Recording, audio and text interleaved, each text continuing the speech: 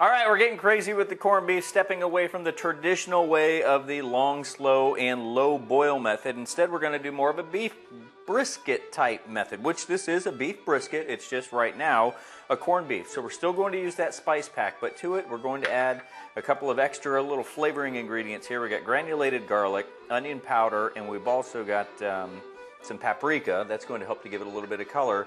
And then on top of it, a really good ground mustard. The more seeds, the better here. You can go with the Dijon ground, or this one's just a traditional French ground, which is a little bit more of a vinegar type bite to it. So where you see the normal mustards on the shelves, you got to look up a little higher. Yeah, you got to go top shelf on this one for a better result. I promise you the extra couple bucks is worth it.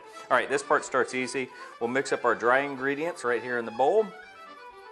And then over top of what is already some of the spice packet here in the corned beef, we'll add some of the dry spice ingredients to the top. And that's right, over top of the fat layer. And here on the big old meaty side as well.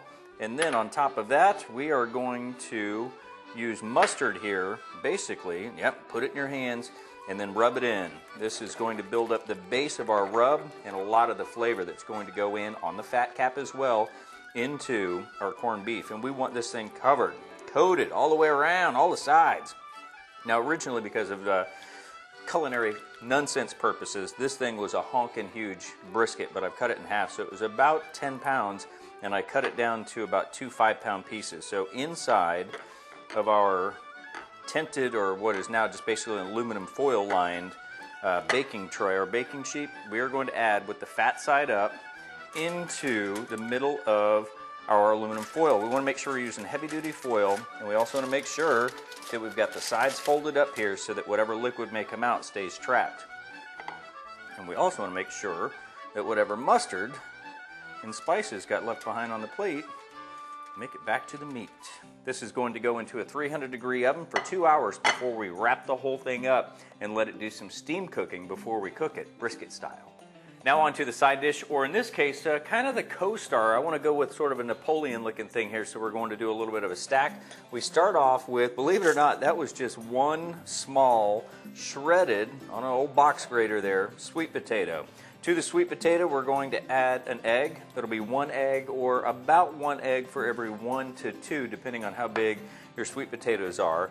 I took the tops, the dark green parts here, off some scallion. We will throw that in. I like it not only for the flavor, but I love the way the green color comes peeking through some of the oranges these things cook in the pan.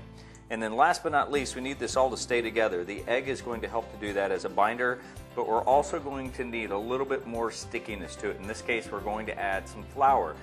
Other things that you may be able to use, depending on what you have in your pantry, coconut flour works if you're working on a low gluten or a gluten-free type diet. You could also get away with some almond meal for this, but I'm going to go a little bit to tradition here and just go with a little bit. It's not a lot here, just a little bit of the flour. We can always add more, and we'll mix this up.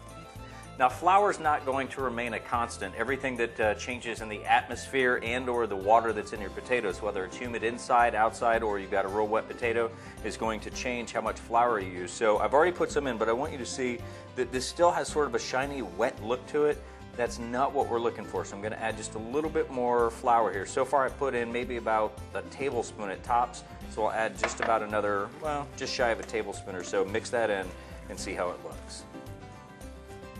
This is what it looks like now that we've added a little bit more flour to it. It's still a little damp looking, but it's taken away a lot of that sheen, and you can even tell that right now the patty itself, I could form this and it stays together, and that's what we're looking for. We want to have a couple of really nice patties here. Now we got to get our cooking medium ready, and for this it is going to be some coconut oil.